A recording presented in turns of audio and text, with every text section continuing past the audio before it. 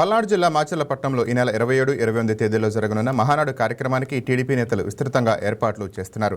Cluster 3 పరిధిలో ప్రతి factory ఆవరణలో శ్రీనివాస కళ్యాణ మండపంలో మహానాడు కార్యక్రమం నిర్వహిస్తున్నట్లు నేతలు తెలిపారు. ఈ కార్యక్రమంలో టీడీపీ నాయకులు, బూత్ ఇన్ఛార్జీలు, అనుబంధ కమిటీ సభ్యులు, కార్యకర్తలు, అభిమానులు పెద్ద సంఖ్యలో పాల్గొని మాచర్లపట్టణ టీడీపీ అధ్యక్షుడు కొమరారు దుర్గారావు విజ్ఞప్తి చేశారు. ప్రతి ఒక్కరూ తప్పనిసరిగా ఐడి కార్డు తీసుకురావాలని సూచించారు.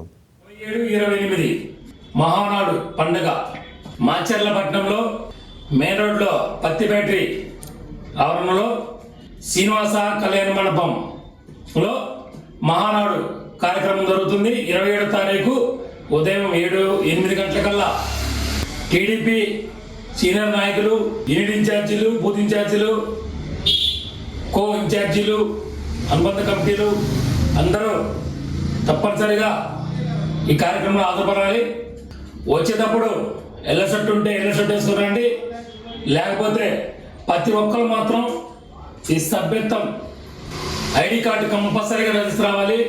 మీ ఐడి కార్డు అక్కడ స్కాన్ చేయడం జరుగుతుంది. ప్రతి వాళ్ళు తీసుకొని రావాలి.